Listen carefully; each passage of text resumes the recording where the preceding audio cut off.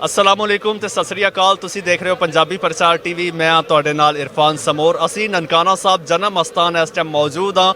सिख यात्री आ रहे ने बाबा गुरु नानक देव जी के 551वें अपना जन्मदिन दी तकरीबात जारी ने उस सिलसिले च। ते इस टाइम एक मुस्लिम लड़की मेरे नाल मौजूद है, उन्हां नाल जरा चिट चैट करने गलबात करने उन्हां दे व्यूज़ जानने।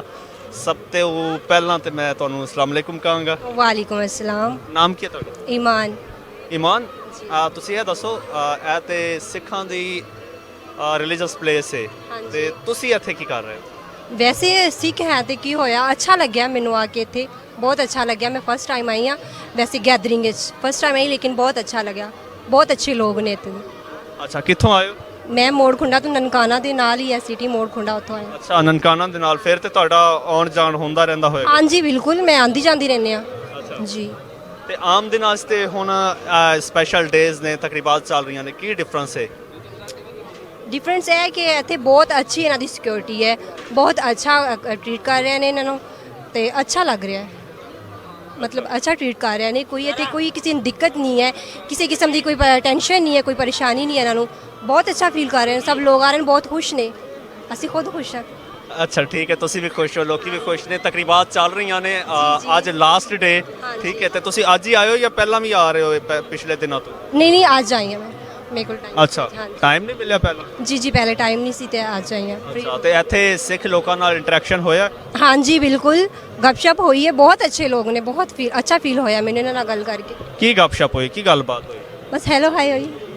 ਐਨੀ ਤੁਸੀਂ ਸਿਰਫ ਹੈਲੋ ਹਾਈ ਕਰਨ ਹੀ ਆਏ ਹੋ? ਨਹੀਂ ਮਤਲਬ ਮਿਲੇ ਆ, ਫਰੈਂਡ ਆਏ ਨੇ ਮੇਰੇ, ਇੱਕ ਇਸਲਾਮਾਬਾਦ ਤੋਂ ਫਰੈਂਡ ਆਏ ਨੇ, ਹੋਸਟ ਨੇ, ਤੇ ਉਹਨਾਂ ਨਾਲ ਮੇਰੀ ਗੱਲਬਾਤ ਹੋਈ ਹੈ ਤੇ ਕਾਫੀ ਅੱਛਾ ਲੱਗ ਰਿਹਾ। ਅੱਛਾ, ਇੰਡੀਆ ਤੋਂ ਆਏ ਯਾਤਰੀਆਂ ਨਾਲ ਵੀ ਹੋਈ ਆ ਕੋਈ ਗੱਲਬਾਤ? ਨਹੀਂ ਫਿਲਹਾਲ ਤੇ ਮੈਨੂੰ ਥੋੜਾ ਟਾਈਮ ਹੀ ਹੋਇਆ ਆਈ ਨੂੰ, ਹਜੇ ਟਾਈਮ ਸਪੈਂਡ ਕਰਾਂਗੀ ਤੇ ਪਤਾ ਚੱਲੇਗਾ ਨਾ। ਵੈਸੇ ਫੀਲ ਅੱਛਾ ਹੋ ਰਿਹਾ ਨਾ ਇਹਨਾਂ ਨਾਲ। ਹਾਂਜੀ।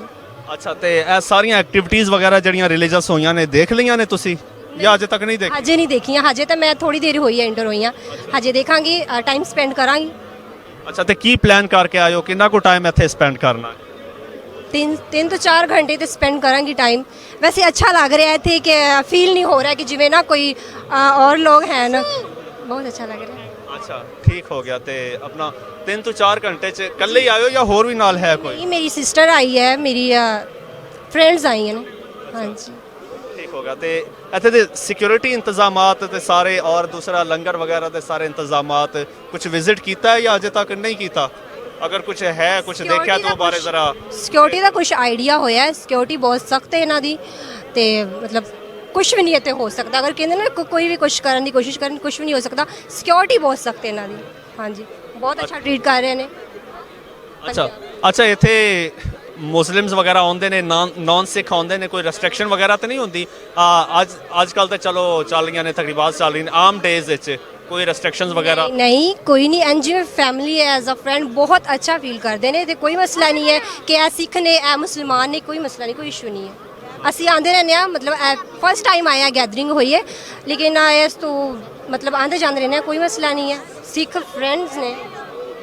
ਅੱਛਾ, ਪਾਕਿਸਤਾਨੀ ਜਾਂ ਬਾਹਰ ਦੇ ਵੀ? ਬਾਹਰ ਦੇ ਵੀ। ਅੱਛਾ ਠੀਕ ਹੈ। ਦੱਸੋ, ਜਿਹੜੇ ਲੋਕੀ ਨਹੀਂ ਆ ਪਾਉਂਦੇ ਇੱਥੇ, ਇੰਡੀਅਨਸ ਦੇ, ਉਹਨਾਂ ਨੂੰ ਕੁਝ ਰਿਜ਼ਰਵੇਸ਼ਨਸ ਵੀ ਹੁੰਦੀਆਂ ਨੇ, ਕੁਝ ਖਦਸ਼ਾਤ ਹੁੰਦੇ ਨੇ, ਨਹੀਂ ਆ ਪਾਉਂਦੇ, ਉਹਨਾਂ ਨੂੰ ਕੀ ਮੈਸੇਜ ਦੋਗੇ ਬੀਇੰਗ ਅ ਹੋਸਟ, ਕਿਉਂਕਿ ਤੁਸੀਂ ਨਨਕਾਣਾ 'ਚ ਹੀ ਰਹਿੰਦੇ ਹੋ? ਹਾਂਜੀ ਜੀ ਬਿਲਕੁਲ, ਅਸੀਂ ਖੁਦ ਸੁਣਿਆ ਹੈ ਕਿ ਲੋਕ ਬਹੁਤ ਬਾतें ਕਰਦੇ ਨੇ ਕਿ ਇਹ ਨਾ ਮਤਲਬ ਇਹ ਹੈ ਨਾ ਦਹਿਸ਼ਤਗਰਦ ਨੇ, ਕੁਝ ਵੀ ਐਸਾ ਕੋਈ ਮਸਲਾ ਨਹੀਂ ਹੈ। ਇੱਧਰ ਲੋਕ ਆਉਂਦੇ ਨੇ, ਤੁਸੀਂ ਆਓ ਇੱਥੇ ਵਿਜ਼ਿਟ ਕਰੋ, ਕੋਈ ਟੈਨਸ਼ਨ ਨਹੀਂ ਤੁਹਾਨੂੰ ਇੱਥੇ, ਕਿਸੇ ਕਿਸਮ ਦੀ ਕੋਈ ਟੈਨਸ਼ਨ ਨਹੀਂ ਹੋਏਗੀ, ਕਿਉਂਕਿ ਲੋਕ ਆਉਂਦੇ ਰਹਿੰਦੇ ਨੇ, ਉਹਨਾਂ ਨੂੰ ਪਤਾ ਹੈ। ਲੋਕ ਤਾਂ ਬਸ ਗੱਲਾਂ ਕਰਦੇ ਨੇ, ਵੈਸੇ ਕੋਈ ਮਸਲਾ ਨਹੀਂ ਹੈ। ਤੁਸੀਂ ਆਓ ਇੱਥੇ, ਤੁਸੀਂ ਇਹ ਫੀਲ ਕਰੋਗੇ ਕਿ ਜਿਵੇਂ ਫੈਮਿਲੀ ਹੈ। ਪਾਕਿਸਤਾਨ ਵਾਲੇ ਲੋਕ ਇੰਝ ਦੇ ਨਹੀਂ ਹਨ, ਬਹੁਤ ਅੱਛੇ ਨੇ, ਬਹੁਤ ਅੱਛਾ ਫੀਲ ਹੋਏਗਾ ਤੁਹਾਨੂੰ। ਠੀਕ ਹੈ ਜੀ, ਬਹੁਤ ਸ਼ੁਕਰੀਆ ਤੁਹਾਡਾ, ਗੱਲਬਾਤ ਕਰਕੇ ਤੁਹਾਡੇ ਨਾਲ ਬਹੁਤ ਅੱਛਾ ਲੱਗਾ। ਤੇ ਤੁਸੀਂ ਆਪਣੇ ਦੋਸਤਾਂ ਨੂੰ ਟਾਈਮ ਦਿਓ ਔਰ ਮੈਨੂੰ ਇਜਾਜ਼ਤ ਦਿਓ। ਰੱਬ ਰੱਖਾ।